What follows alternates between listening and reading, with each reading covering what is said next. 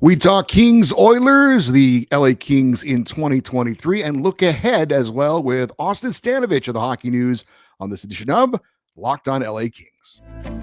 You are Locked On Kings, your daily podcast on the Los Angeles Kings, part of the Locked On Podcast Network, your team every day.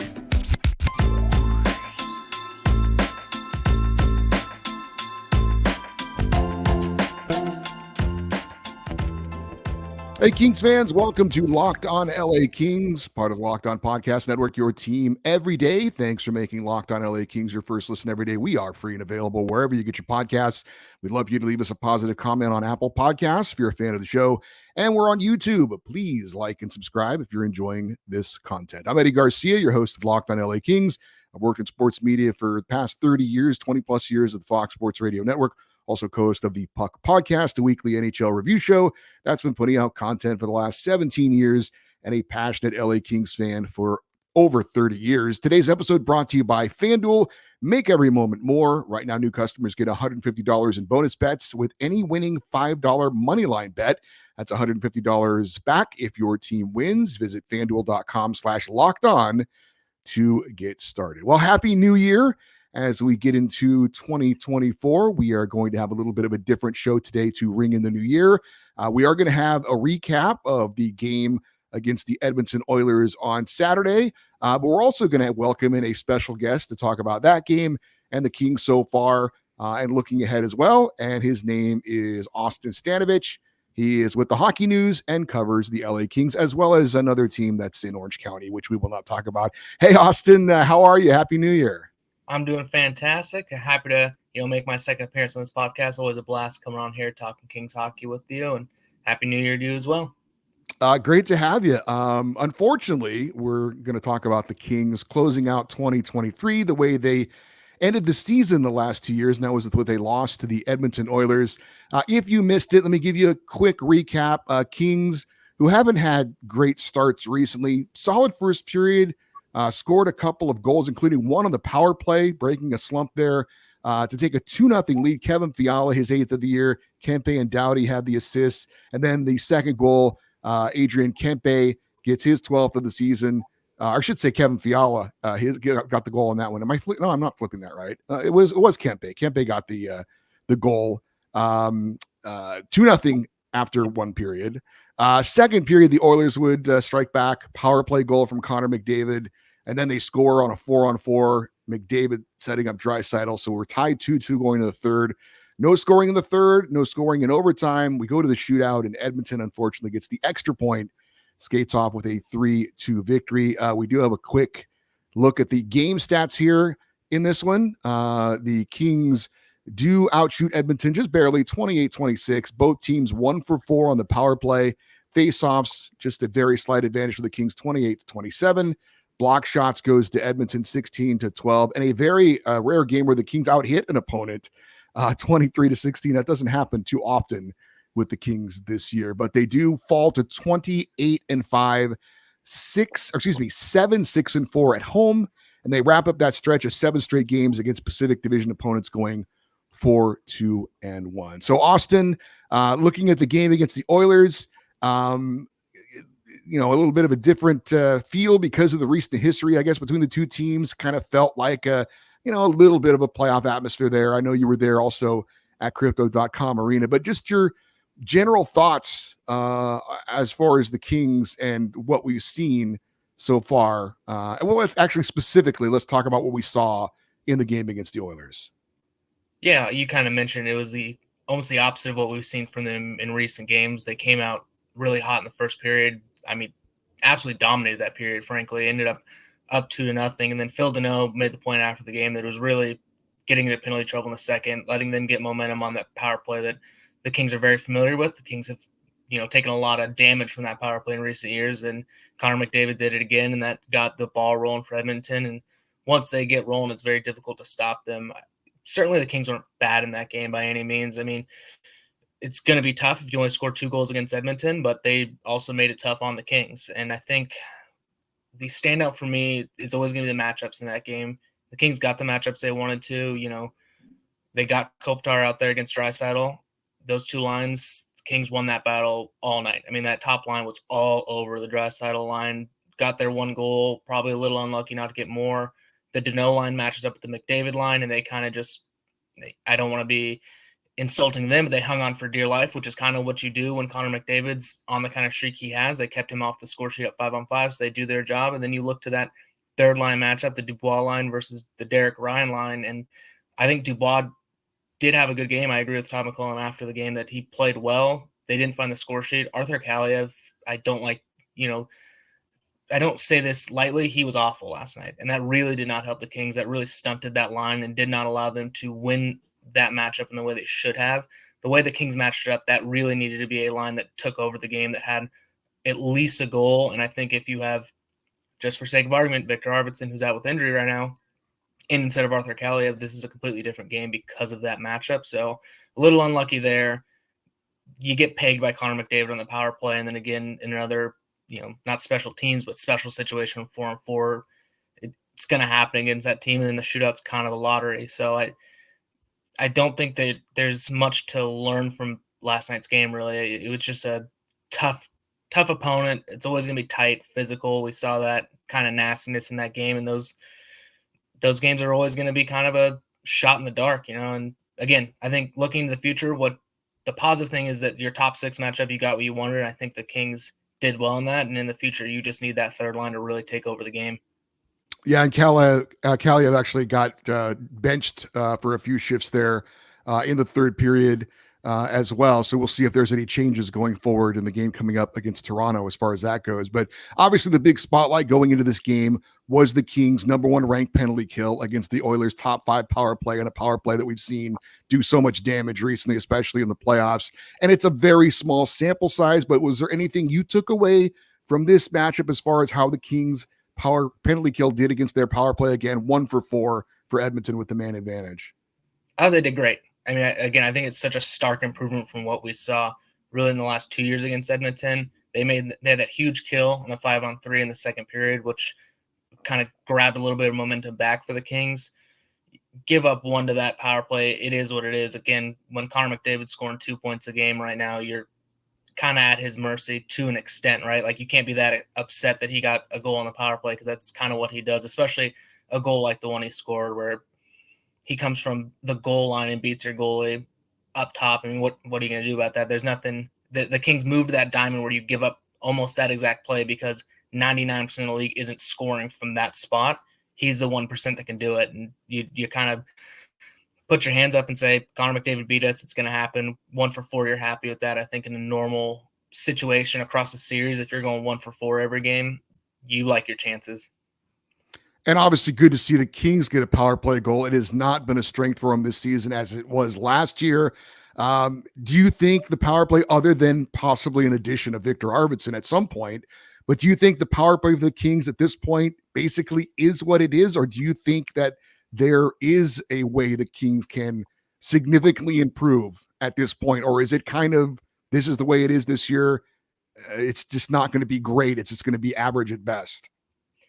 When Victor Arvidsson comes back, or if they can somehow find a way to get another right-handed shot to play the front of the net, I think they'll go back to being the dominant power play we saw last season. That power, if you have not gone and listened to Jack Han on All the Kingsmen podcast last year, who was an assistant coach with Jim Hiller and with the Toronto Marlies, I encourage everyone to go and do that, because he breaks down so well why the handedness of the net front man is so important. And for this Kings power play, they need a righty in front to be able to pop out and make quick plays to unlock penalty kills, and they don't have that right now. Their only righty up front are Trevor Lewis, who's not a power play guy, he never has been, and Alex Laferriere, who is a rookie, probably isn't trusting those situations, and maybe isn't the right fit for that net front spot. So they're kind of at the mercy of, when does Victor Arvidsson come back? There's not a lot they can do outside of that. The one thing I think that could be interesting, especially we talked about Kaliev struggling, maybe some lineup changes, is bringing Sammy Fagemo up, who we know is such a threat on the power play, and essentially flipping the second unit so that they run it out of the right side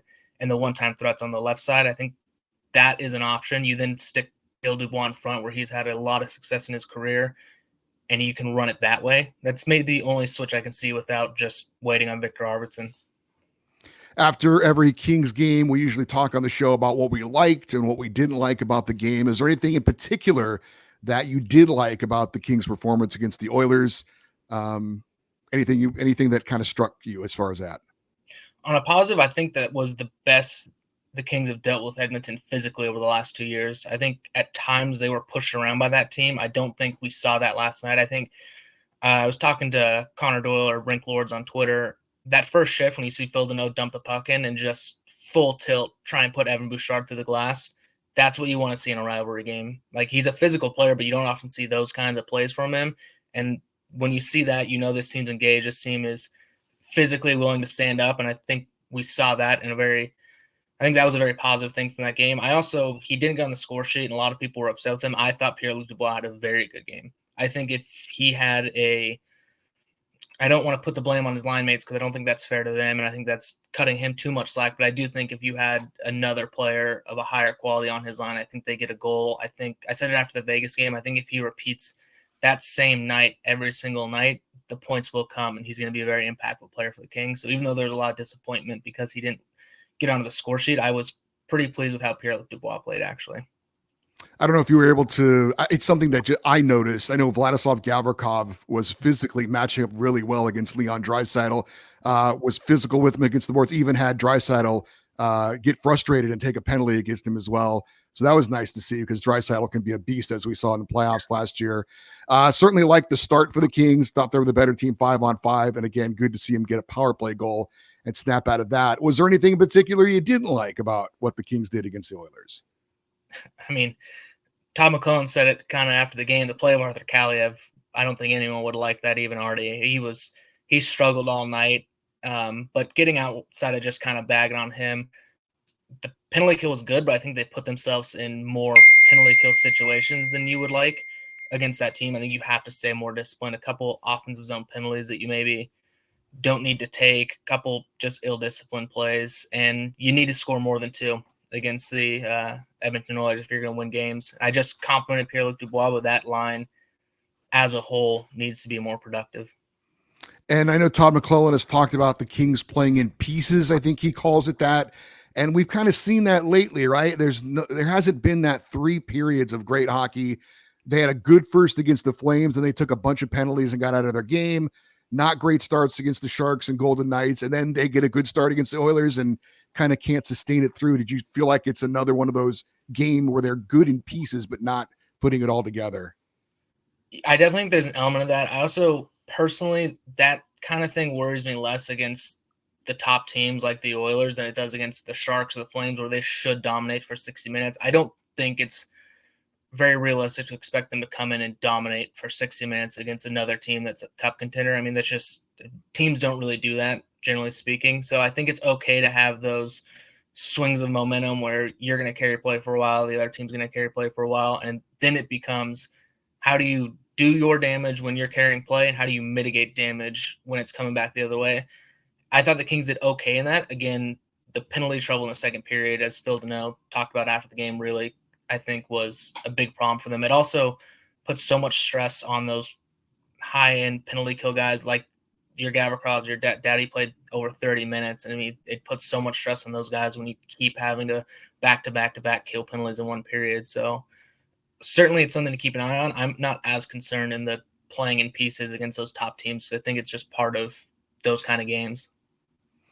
Well, that was the first of 4 games against the Oilers this year. Certainly was a competitive, eventful game, and we'll see 1 more at Crypto and then 2 in Edmonton coming up later on in the year.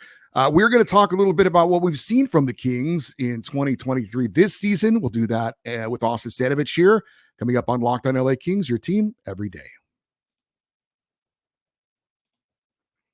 Hey, snap into the action this NFL season with FanDuel, America's #1 sportsbook. Right now, new customers get $200 in bonus bets guaranteed when you place a $5 bet. That is $200 in bonus bets, win or lose. And if you're thinking about joining FanDuel, there's no better time to get on the action than now. The app is super easy to use. Got a wide range of betting options, including betting on point spreads, player props, over-unders, and more. Obviously, you could love to bet on the NFL if you're a football fan, but of course, the NHL is certainly an option as well, which you're a fan of if you're watching this show. Kings taking on the Maple Leafs. Want to place a bet on that? Think the over-under will be less or more than 6.5 goals. Just go to FanDuel.com/lockedon, and you can place a bet all season long on the NHL and the NFL as well. FanDuel, the official partner of the NFL. All right, we welcome back in Auston Stanovich from the Hockey News. And Auston, we've had 33 games for the Kings this season as we turn the calendar on 2023. Certainly successful, 28-5, sixth in the conference, and they've got games in hand on everybody in front of them. Hopefully they can take advantage of that. Barring some sort of cataclysmic disaster, there's no way this team's not making the playoffs. Obviously been amazing on the road, okay at home. Your thoughts on what we've seen from the Kings from this season in 2023? Yeah, I mean, they've been fantastic to start the season. They've been a little slower of late since that loss against the Islanders. They're playing right around 500 hockey, but as Tom McClellan said quite a few times now, they weren't going to play 800 hockey for the rest of the season. It just doesn't happen, so it's not a big worry. But you look at the numbers, they're third in the league in points percentage. I think second or third in the league in goals for per game. They're the best team in terms of goals against per game. All their analytics, they're top three, if not number one in the league. So it's been a very successful start to the year for them. Now it becomes, can you sustain it? Especially, I think Cam Talbot continue to be one of the better goalies in the league, certainly the best value for money goal in the league. That was obviously a concern for them coming into the year, is what the goaltending looks like. And I think Cam Talbot's exceeded everyone's expectations. And now it becomes, can he again sustain that for an entire season? If he can, you're in a great spot. You're also looking at some other guys that are having huge seasons. Can Trevor Moore continue to be a guy that scores at a 40-goal pace? Can Quentin Byfield prove that across the full season he is a true first-line player, which he's been this year? And can Adrian Kempe continue being a superstar and point-per-game player? If all those things happen, I mean, you're looking at a real powerhouse team, and it's just now about proving that they can keep doing it. And Anze Kopitar, we shouldn't take him for granted, but at his age, what he's doing this season has really been remarkable. And it's such a joy to see because he's such a great ambassador for this team on and off the ice. I've said it for a little while now. Obviously, he's not done. I think he's the greatest King of all time, but just what he's doing this year has really been impressive. Oh, yeah, it defies all logic to me. Like, there's no way a guy at his age should be doing what he does. Zach Dooley sent a tweet out about him.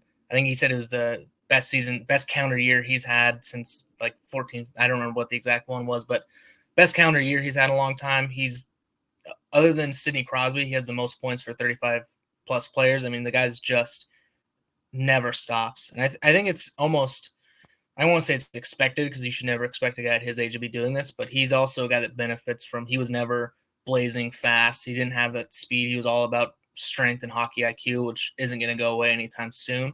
And I also give a lot of credit to the organization and to Todd McClellan for setting him up for success this season. They put two of maybe the fastest guys in the NHL in Adrian Kempe and Quentin Byfield on his line, two guys that can keep up with his skill and his speed of thought. And I think that's going a long way in keeping Anze as productive as he's been, because it helps so much when he has his only, weakness, if you want to call it that, is speed. And he's got two guys that more than make up for it on his wing, and I think that helps a lot too.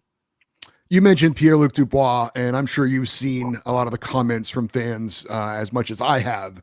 And I know when you go out, you pay a player big money, you're expecting some bang for your buck. I've tried to tell people, look, it's a new team, it's a new system. He's on the third line. He's not playing on the top line like he has with his other teams. That having been said, there are certain moments where it's hard not to, feel like he's not exactly pulling his weight.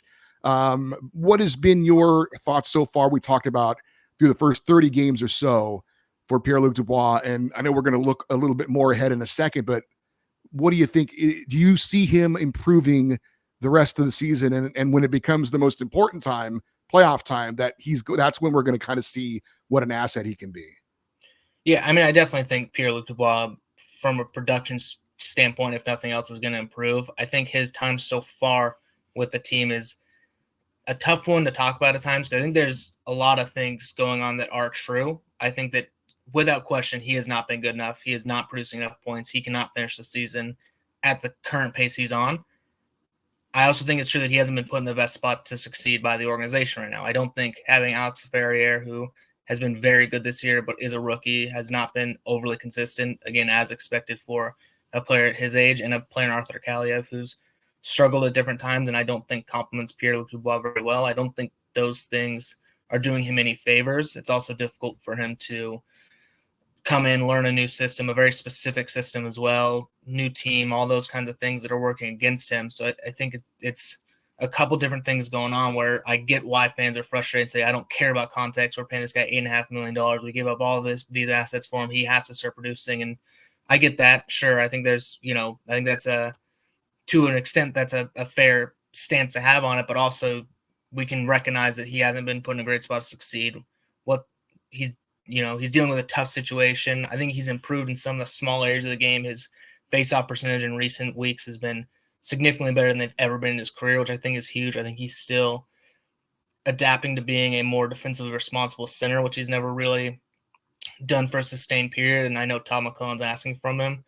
The one thing I see a lot, I think he's a guy that got hit with he's lazy or doesn't try hard tag early in his career. And I think that's something that just sticks with you and is impossible to get rid of at times.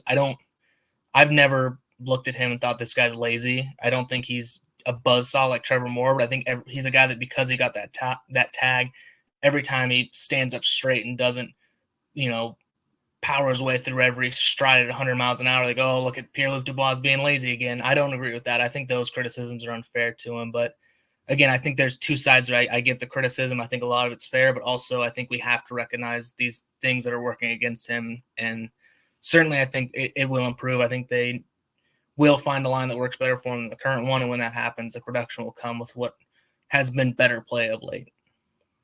All right, so a look at what the Kings have done in 2023. Up next, we'll turn the page, flip the calendar, and talk a little about what we expect going forward in 2024. We'll do that here next on Locked On LA Kings, your team every day. And want to let you know that you don't have to worry when you're buying tickets for your next big event, because if you do what I do and use the Gametime app, you're going to enjoy what you're getting for all of your sports, music, comedy, and theater events near you. Again, I've used Gametime to buy tickets to NHL and NFL games this season. I'm a very satisfied customer. The app is very easy to navigate. They've got killer last-minute deals, all in prices, and the best price guaranteed.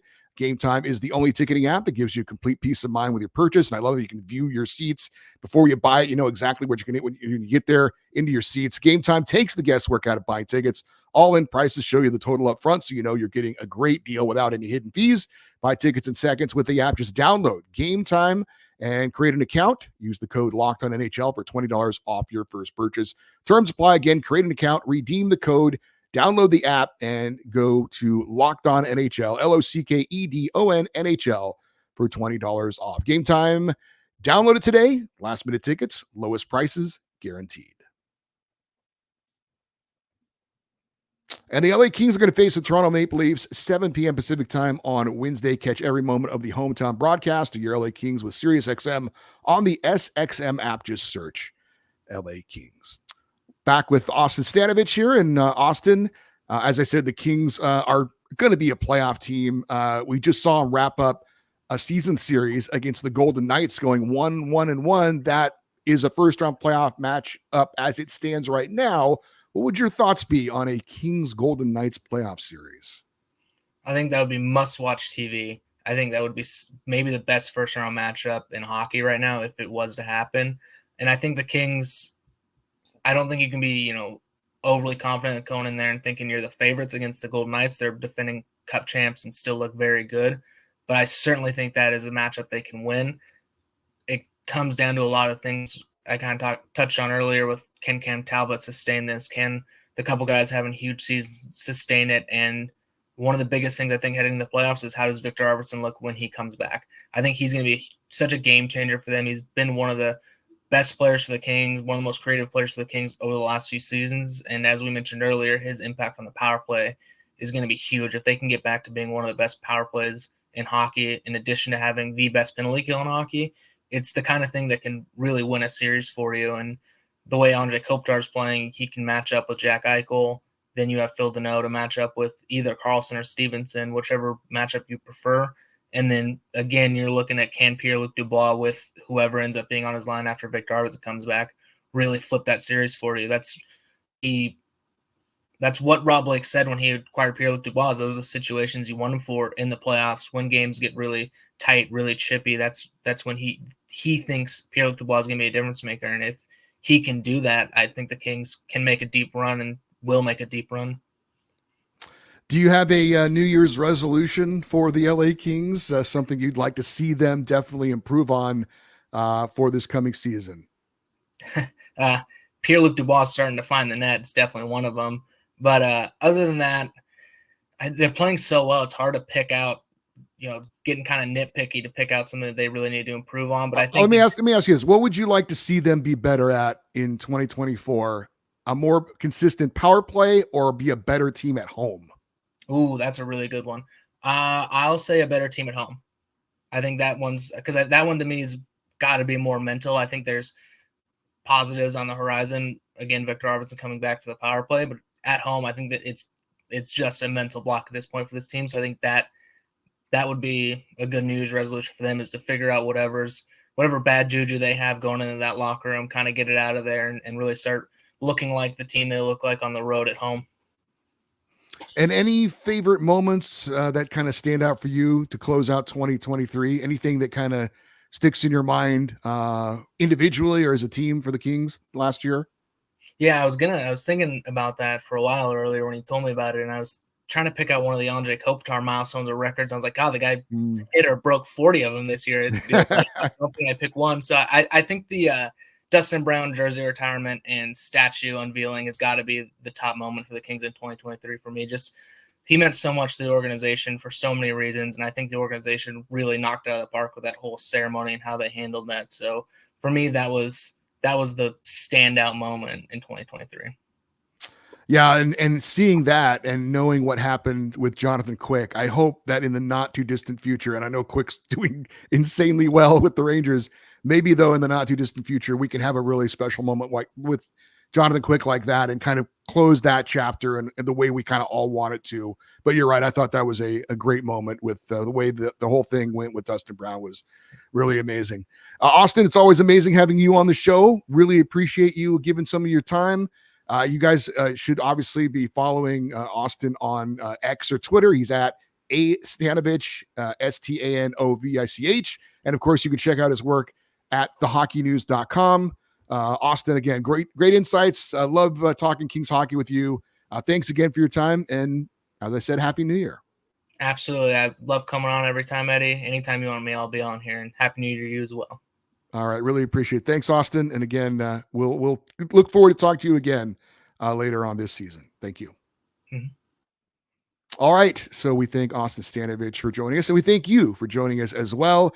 For you everydayers, those of you that listen and watch Locked On LA Kings every day, coming up on Tuesday's show, we'll obviously preview the Kings Maple Leafs matchup. Wednesday, we'll recap that game. Thursday, preview the Kings Red Wings. Friday, recap that game. And also, it's a Friday fan feedback show as well. Hope you'll join us all week here on Locked On LA Kings. You want to send an email? The email address is lockedoneddie@gmail.com, EDDIE. And also, you can always post your comments if you're watching on YouTube as well in the YouTube section. And you can interact with us on social media, X, Twitter, Instagram, at Locked On LA Kings. I'm Eddie Garcia. Thanks again for listening and watching Locked On LA Kings, part of the Locked On Podcast Network, your team every day. Have a great rest of your day. And as always, go Kings, go.